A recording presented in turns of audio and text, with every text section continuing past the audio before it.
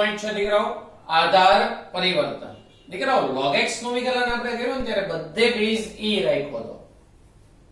જો base e ન હોય તો આધાર પરિવર્તન કરવો પડે. આધાર પરિવર્તન એટલે કઈ અઘરું નથી દીકરાઓ, બહુ એટલે બહુ સરળ છે. અહીંયા જો તો અહીંયા બેઝ શું છે 7, આધાર અને બેઝ બે એક જ હો. તો આને તમારે ખાલી આમ લખવાનું છે log x ના છેદમાં log 7. જ્યાં બેઝ કઈ ન હોય ને ત્યાં e સમજવાનું છે આપણે. ઓકે, તો log x ના છેદમાં log 7 થઈ ગયું. હવે તો આપણે આપણું જેમ વિકલન કરો તેમ, તો dy by dx 1 log 7 અચળ પદ કહેવાય, એ બાર લખી નાખ્યું. અને log x નું વિકલન 1/x. અહીંયા કેટલા શું કરે ખબર? ભાગાકારનો નિયમ લગાડે. દીકરા ભાગાકારનો નિયમ લગાડો તો પ્રોબ્લેમ આવે એમ નથી. એનું કારણ છે log 7 અચળ પદ કહેવાય, એનું વિકલન શું થાય 0. લગાડીને ટ્રાય કરજો શું આવે જોઈએ. ચલો અહીંયા આપણે નિયમ લગાવીએ. શું થશે બોલો? y બરાબર log x ની n ઘાત છેદમાં log a ની n ઘાત. log માં ઘાત હોય તે ક્યાં જતી રહી આગળ? તો n log x છેદમાં n log a. n cancel થઈ ગયા, વધ્યું કેટલું દીકરાઓ? log x ના છેદમાં log a. તો વિકલન બોલો y1 બરાબર 1 by log a ગુણ્યા log x નું વિકલન 1/x. આ દાખલામાં જો તો બે વાર log છે, બેમાં આધાર અલગ અલગ છે ને, તો આપણે દીકરાઓ બેમાં આધાર પરિવર્તન કરશું, પણ પહેલા અંદરનું આધાર પરિવર્તન. તો અંદરનું આધાર પરિવર્તન કરીએ તો આવું લખાશે.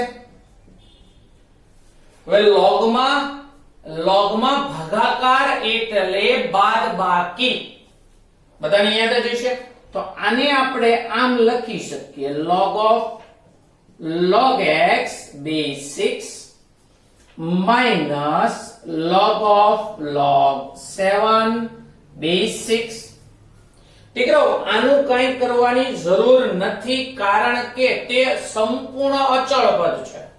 જ્યારે આમાં કરવું પડશે, આમાં કયો નિયમ લગાવવો પડશે? આધાર પરિવર્તન. તો દીકરાઓ બોલો તો આમાં log of log x છેદમાં log 6 માઈનસ, આમાં કશું કરવું નથી આપણે, કારણ કે એ તો આખો અચળ પદ જ છે. હવે આપણે આનું વિકલન કરીએ તો દીકરાઓ y નું વિકલન y1 બરાબર જોજો આમાં 1/log 6 અચળ પદ બહાર આવી ગયું. હવે આનું વિકલન આપણો સાકળનો નિયમ તો આવડે ને, log of log x. તો પહેલા log નું વિકલન 1/log x into x ના સ્થાને log x, એનું વિકલન 1/x. આનું વિકલન થઈ ગયું 0. તો જવાબ દીકરા 1/log 6 into log x into x. Okay, ક્યારેક તમને આવું પણ આપી દે, ગભરાવાનું નહીં દીકરા, આપણો એક જ રૂલ્સ, બેઝ કેટલો હોવો જોઈએ? e. બેઝ e નથી, આધાર પરિવર્તન log 2 ના છેદમાં log x. અહીંયા તમારે ભાગાકારનો નિયમ લગાવજો, ભૂલ ન કરવી પડે. અથવા સાકળનો નિયમ લાગે પણ એ નથી લગાડવાનો, આપણે ભાગાકારનો નિયમ. y1 બરાબર છેદ એમનમ અંશનું વિકલન log 2 અચળ પદ એનું વિકલન 0 માઈનસ અંશ એમનમ છેદનું વિકલન છેદમાં છેદનો વર્ગ.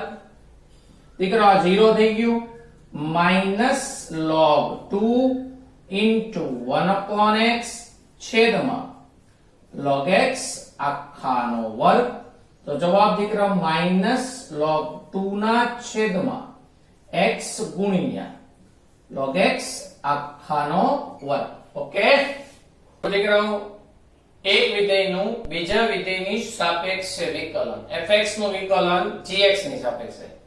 બહુ અઘરું કઈ નથી, એમાં કઈ કરવાનું નથી. આપણે પ્રચલ વિધેયનું વિકલન ભણ્યા હતા ને તે જ રીતે આ વિકલન કરવાનું છે, એમાં કઈ કરવાનું નથી તમારે. જરા અહીંયા ધ્યાન આપજો. અહીંયા અમે લખ્યું છે sin x નું વિકલન log x ની સાપેક્ષે મેળવો. તો તમારે કરવાનું શું, જે વિધેય હોય ને તેને પહેલાને u ધાર લેવાનું. u તરીકે sin x અને v તરીકે log x. આમાં ચલ કોણ કહેવાય? x. તો આનું વિકલન કરવાનું du by dx. sin x નું વિકલન શું થઈ જાય દીકરાઓ? cos x dv by dx. log x નું વિકલન 1/x. ઓલામાં પ્રચલમાં કરતા આપણે મેળવવાનું છે u નું વિકલન v ની સાપેક્ષે. તો v એટલે કોણ છે દીકરા? log x. અને u એટલે કોણ? sin x. તો બોલાય શું થાય? log x ની સાપેક્ષે sin x નું વિકલન.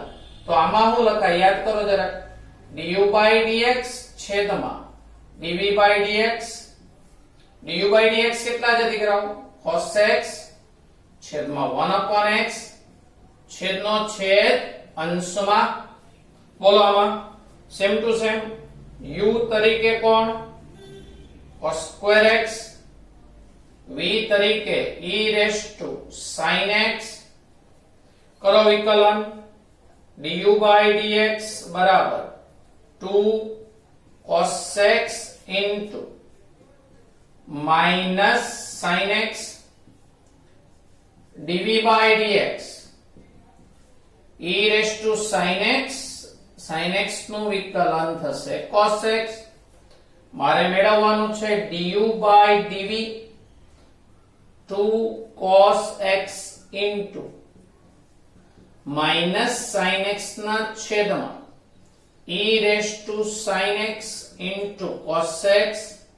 cos કેન્સલ થઈ ગયા, sin કેન્સલ થઈ ગયા, બે વૈધા જો ઓકે. sin inverse x નું cos inverse x ની સાપેક્ષે વિકલન. તો u બરાબર sin inverse x, v બરાબર cos inverse x. બોલો દીકરાઓ. du by dx 1 by under root 1 minus x square. dv by dx minus 1 by under root 1 minus x square. तो du by dv 1 by under root 1 minus x square છેદમાં minus 1 by under root 1 minus x square.